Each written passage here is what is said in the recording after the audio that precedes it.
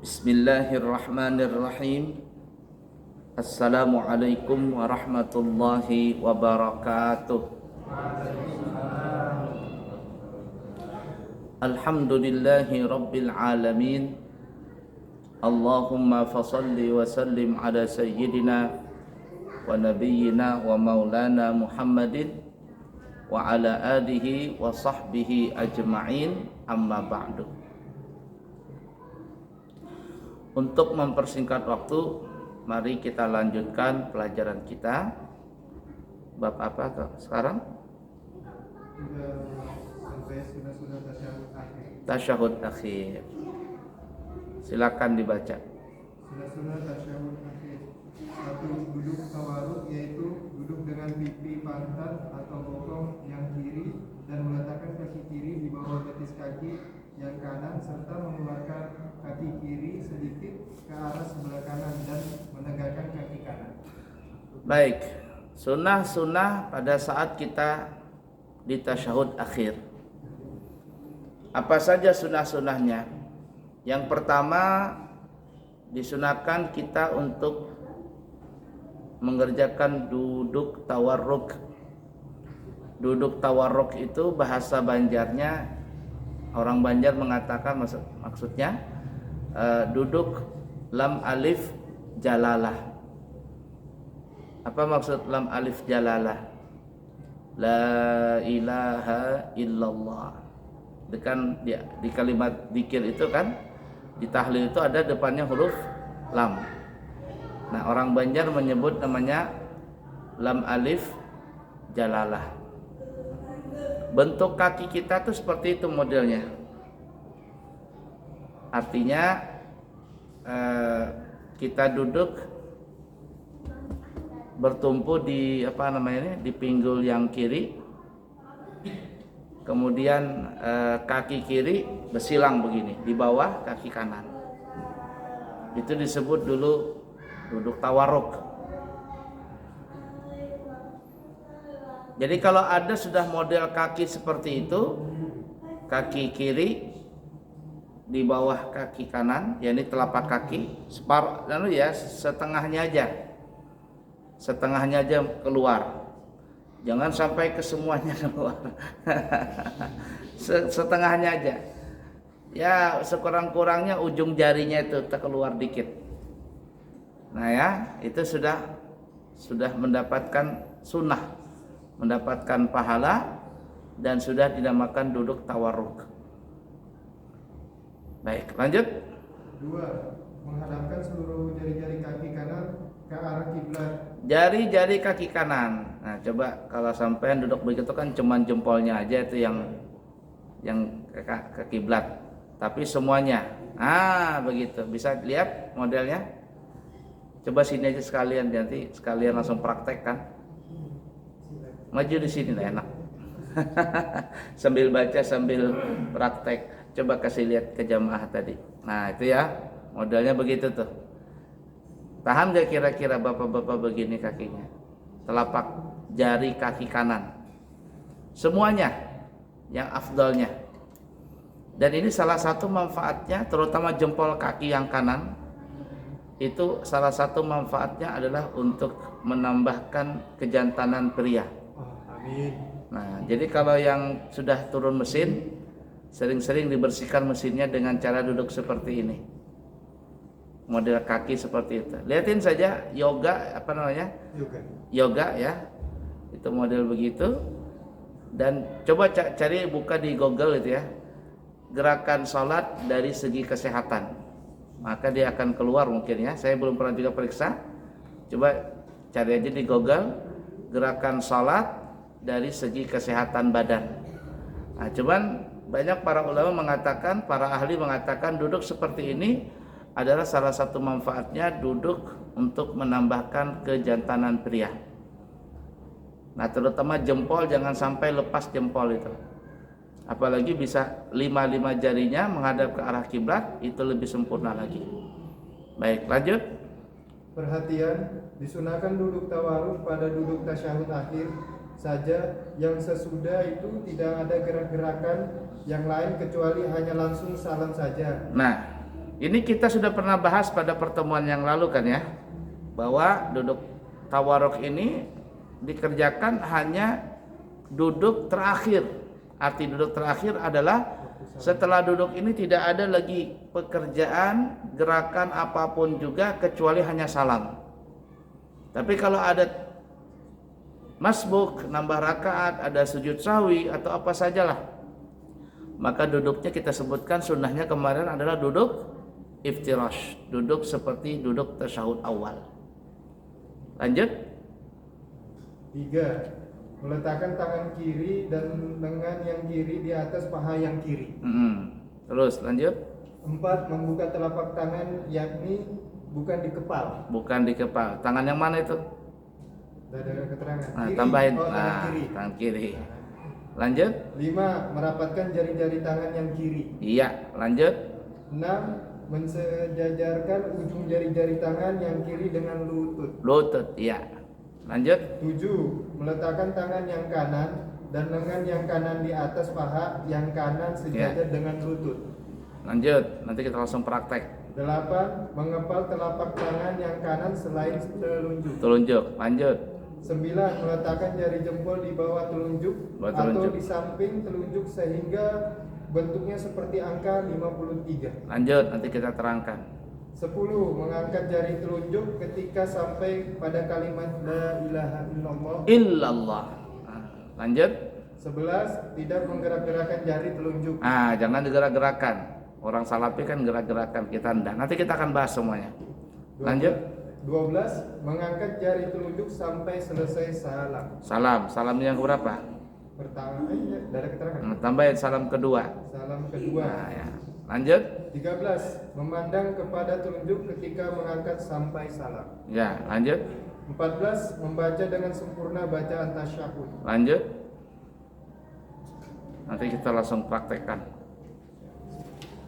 15. Membaca dengan sempurna bacaan sholawat kepada Nabi dan kepada keluarga Nabi. dan kepada istri-istrinya, juga bersolawat kepada zuriat-zuriatnya Nabi Ya. Sallallahu Alaihi Allah Wasallam. Subhanahu. Lanjut. 16. Membaca doa setelah tasyahud sebelum salam dengan doa yang masyhur, yaitu Apa? doanya Dapat saya bisa baca. Lanjut, nanti kita terangkan. habis Ustaz. Habis, baik. Kita gerakan dulu. Hadap ke makmum.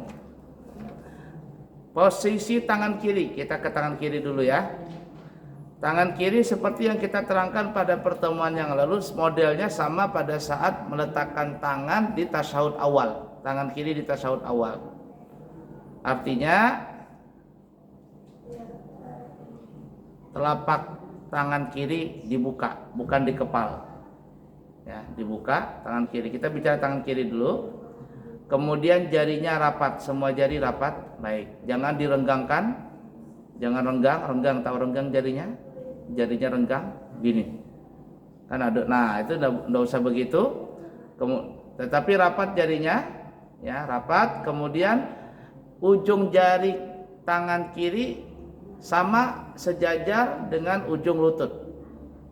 Nah seperti itu. Jangan kelebihan di bawah lutut. Coba, jangan juga di tengah paha, jangan juga ke arah bawah paha, ya, atau ke dalam paha, ya, bukan begitu, ke sini, kan ada yang begitu tuh, tapi lurus ya. Nah kemudian santai, arti santai itu jangan orang Banjar itu nang keras kajung, nah begini lah, itu biasanya anak kecil tuh, santai saja. Ya, jangan begitu, tapi santai saja. Ini lemas saja, ya. Jangan langkaras kajung begini. Nah, tapi santai saja. Ini kalau dia bisa ini sampai ke paha lengan tangan kiri, silakan. Tapi kalau nggak bisa nggak apa-apa. Yang penting jangan langkaras kajung, jangan orang Banjar nang kayak begini, ya. Kayak ini wayang golek, wayang kulit. Nah ini, nah ya. Udah ya, baik modelnya. Kemudian yang kanan, tangan kanan dari awal meletakkan tangan kanan itu sudah di kepal. Ya, tiga jari di kepal, tuh 2, 3, ini sepakat nih. Ya, 3 jari, 1, 2, 3 di kepal nih, 1, 2, 3 di kepal. Nah, Kemudian jari telunjuk dibentangkan dulu. Ini belum naik ya, ditaruh di bawah dulu. Nah, kemudian jempol, ini boleh taruh di samping telunjuk, boleh di bawah telunjuk. Nah, boleh beginikan modelnya, turun ya, belum naik lagi, begini. Nah, boleh di bawah begini. Ya, udah ya? Enggak, di telunjuk, di bawah telunjuk. Hadisnya seperti itu. Boleh di samping, boleh di gini. Sebenarnya intinya angkanya itu dalam hadis seperti angka 53.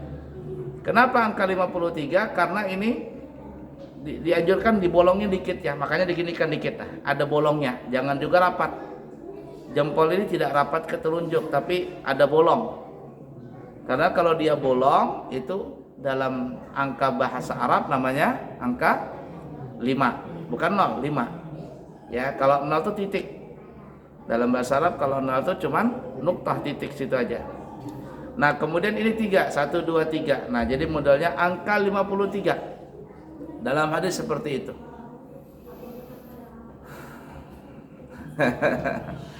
Atau kalau dia berbentuk tulisan bahasa Arab, dia berbentuk tulisan bahasa Arab, bacaannya Allah. Alif, lam, ha. Ya kalau begini tulisannya Allah. Alif, lam, ha. Wallahu alam benar atau tidaknya, tapi perlu diambil diambil kepastian. Cuman ala kulihal ada cerita, entah ceritanya bisa diterima atau tidak, cuman saya pernah mendengar guru-guru cerita Nabi Musa itu kan kuat orangnya.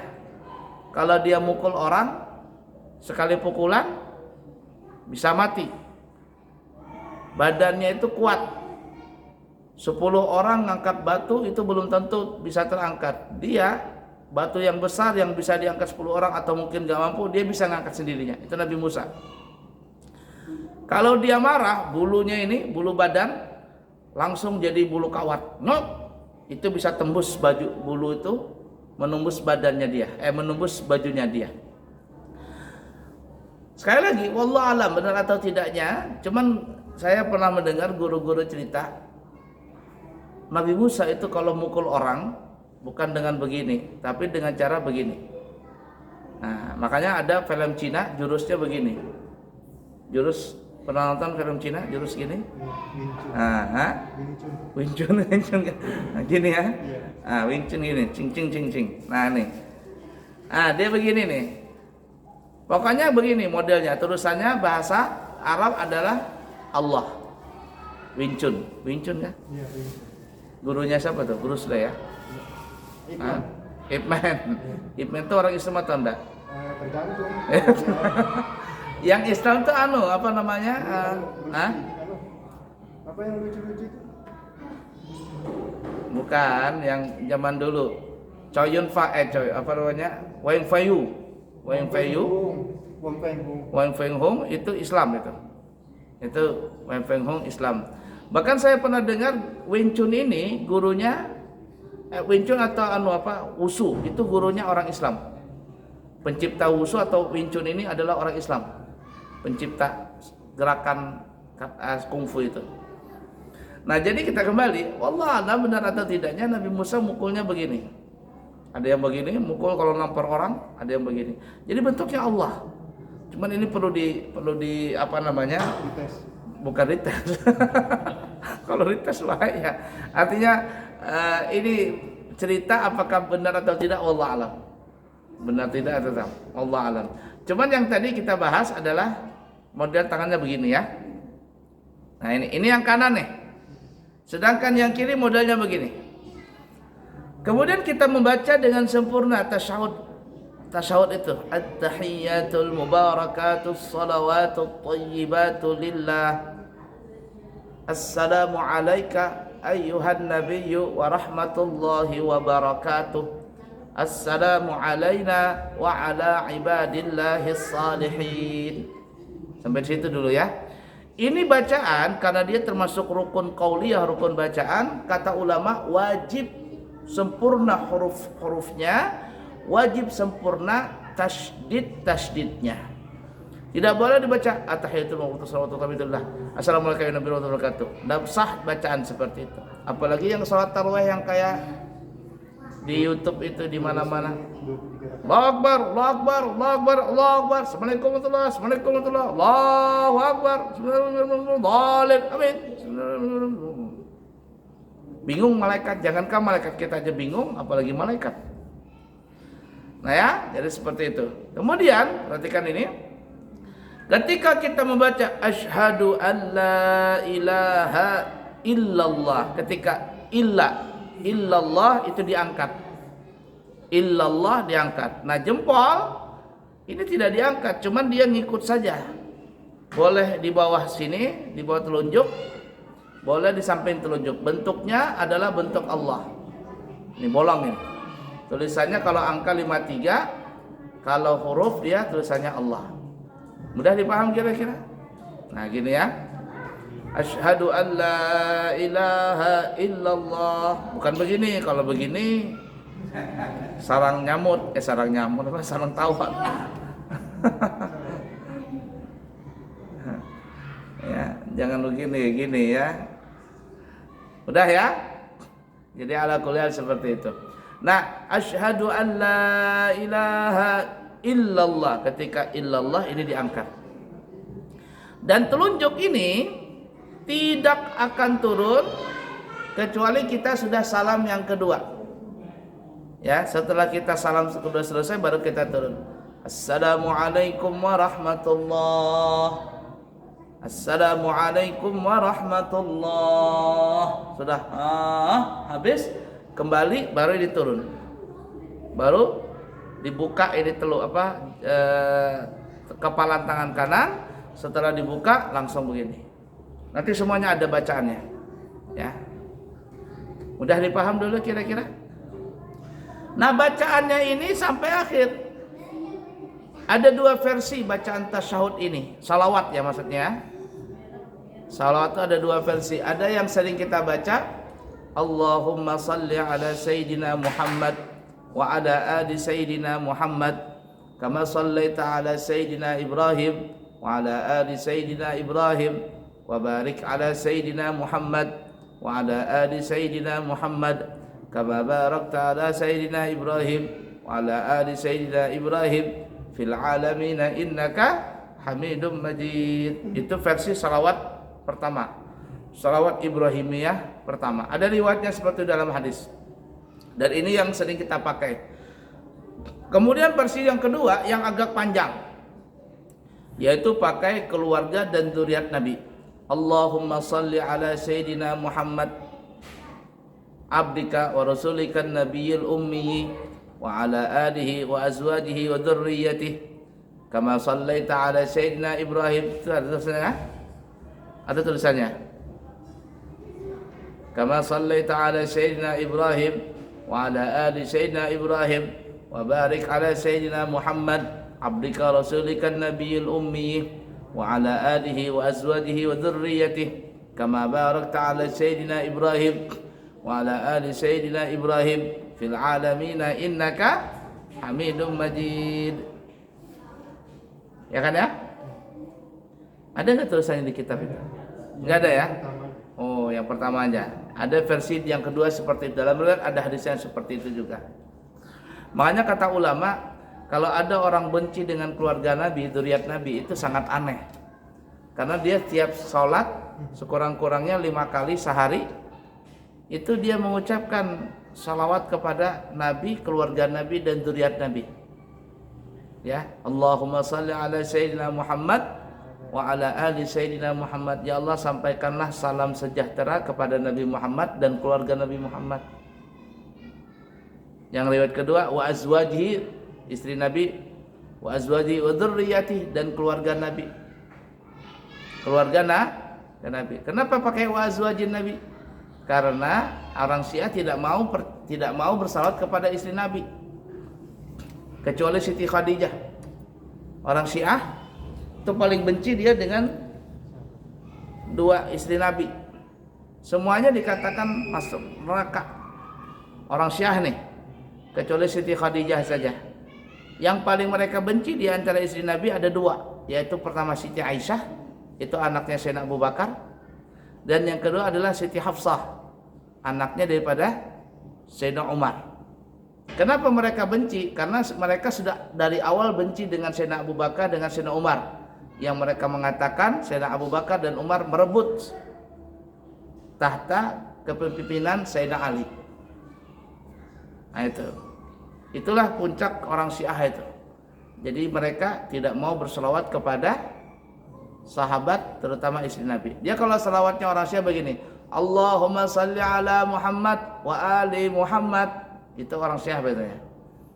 Kalau ada dengar begitu, Allahumma salli ala Muhammad wa ali Muhammad, itu model Syiah tuh. Dia begitu caranya. Ala kulli hal seperti itu ya, membaca sholawat Ibrahimiyah secara sempurna sampai innaka hamidum majid.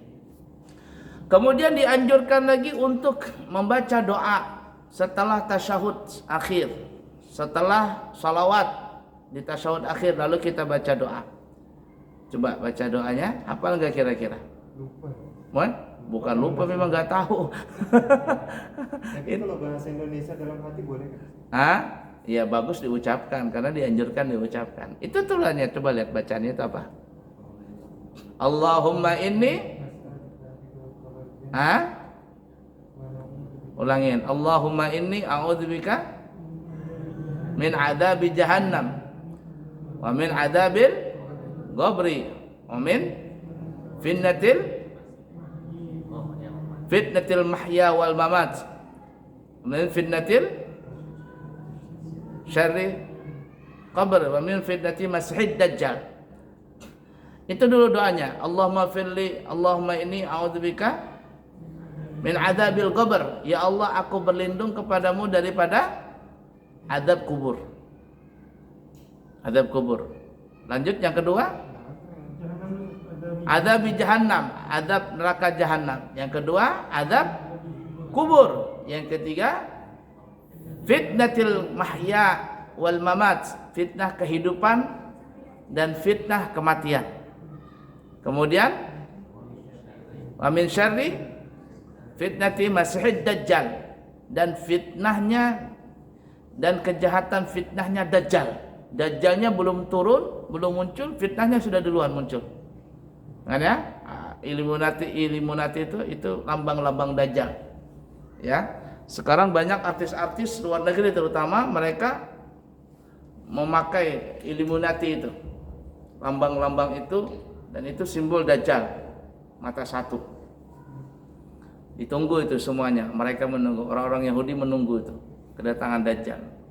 Kalau kita membenci dajjal, ngeri dajjal itu. Nabi tidak takut dengan dajjalnya, tapi yang Nabi khawatirkan adalah fitnahnya.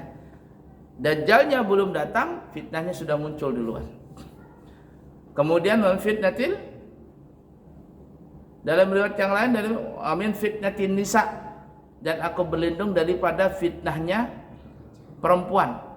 Perempuan ini fitnah bagi laki-laki. Makanya dikatakan perempuan itu racun dunia. Kenapa? Karena dia nggak mau jadi madu. Bukan perhiasan.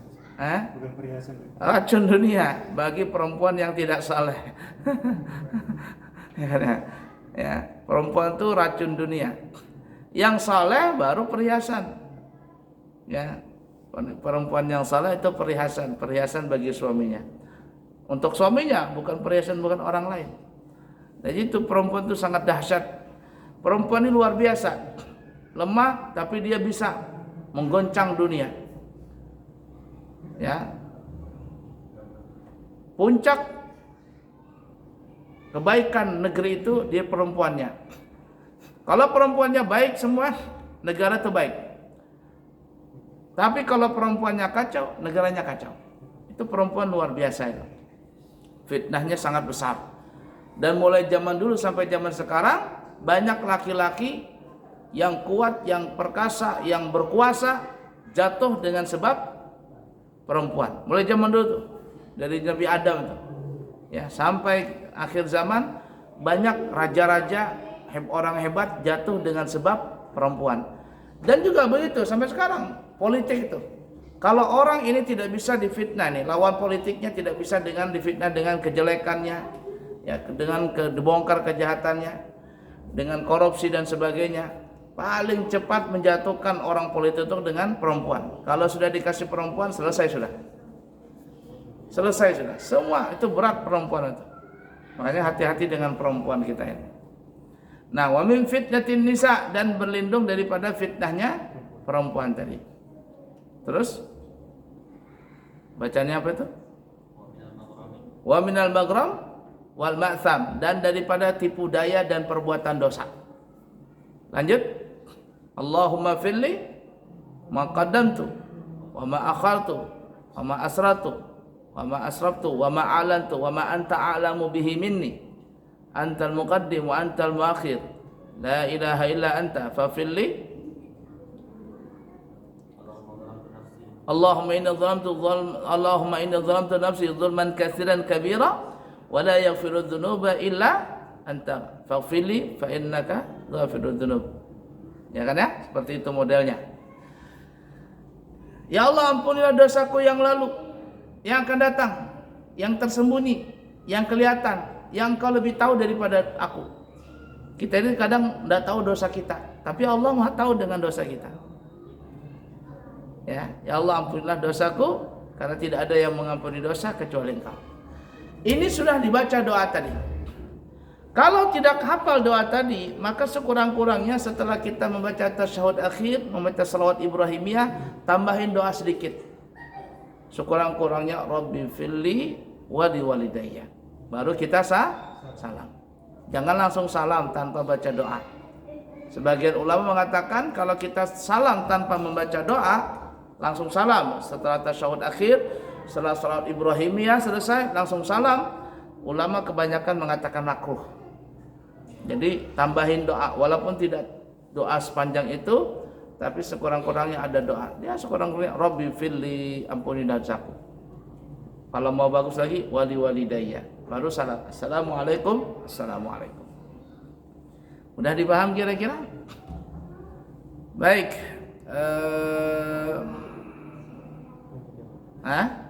Tanya jawab. Ya, boleh tanya jawab.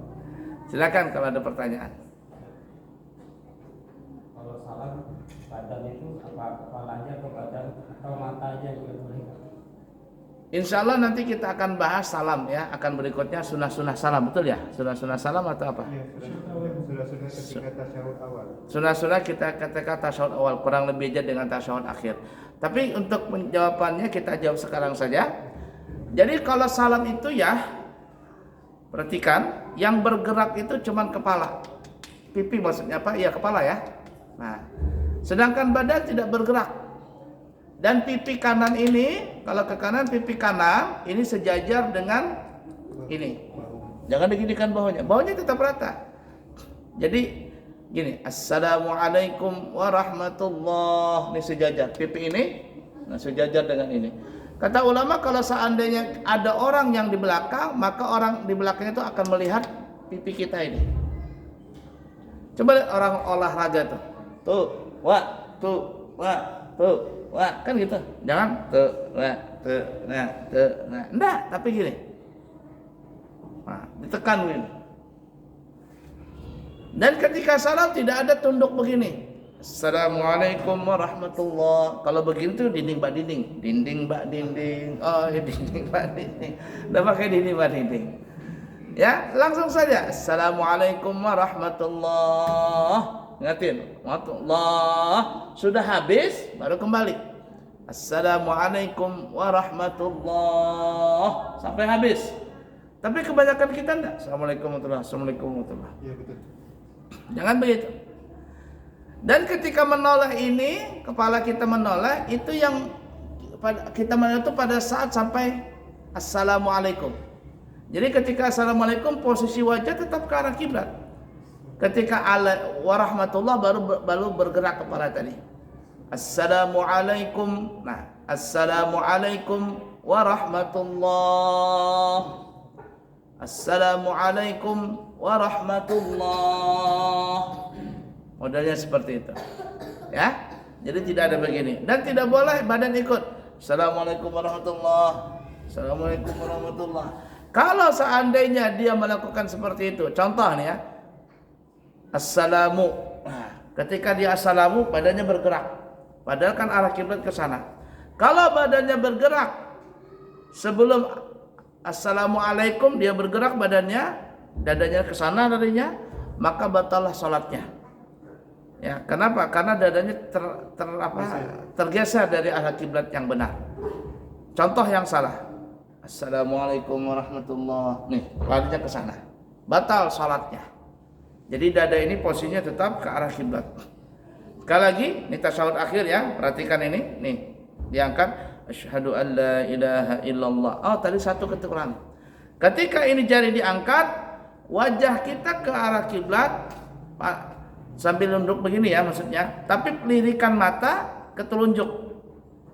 Lirikan mata ketelunjuk. Asyhadu an la ilaha illallah wa asyhadu anna Muhammadan abduhu wa rasuluh. Lirikan mata ketelunjuk. Kenapa ketelunjuk kata ulama?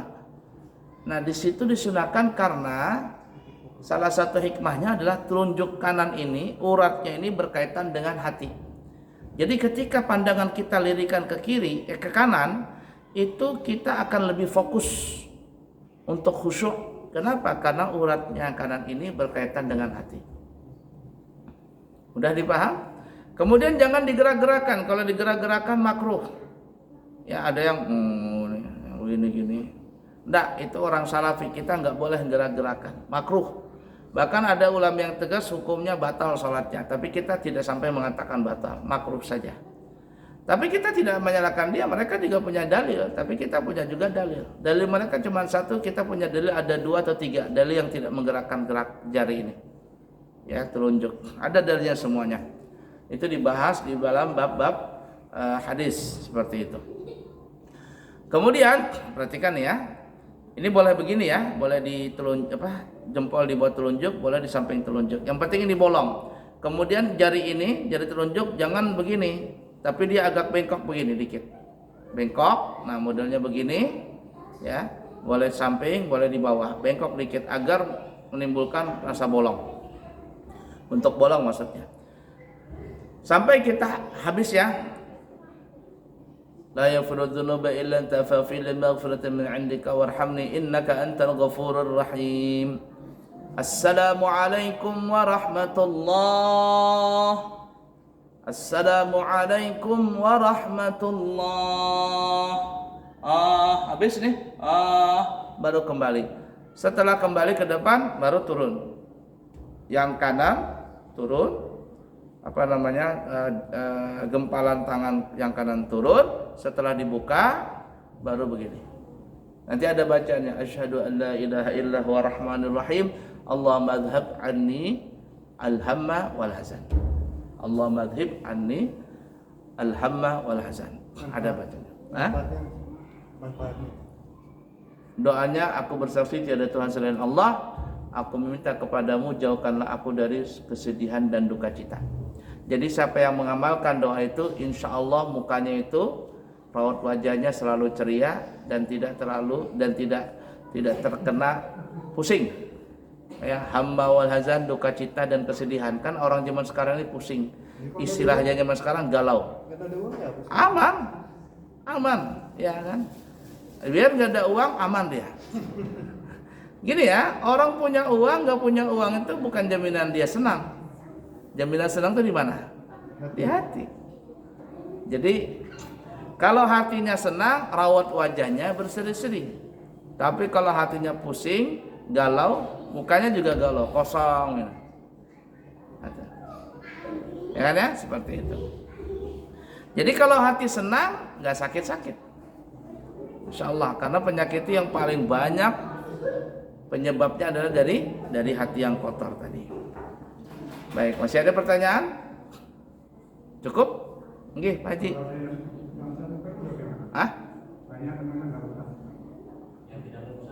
Ya enggak apa-apa, biarkan saja. Itu orang-orang salafi itu. Orang salafi nggak mau usap wajah. Ya, katanya dalilnya nggak ada. Enggak, dalilnya ada. Hadisnya hasan. Nanti kita sebutkan semuanya ya. Kalau baca itu nanti di hadis, kitab hadis. Dan kitab hadis itu banyak di kitab seperti Bulughul Maram ya.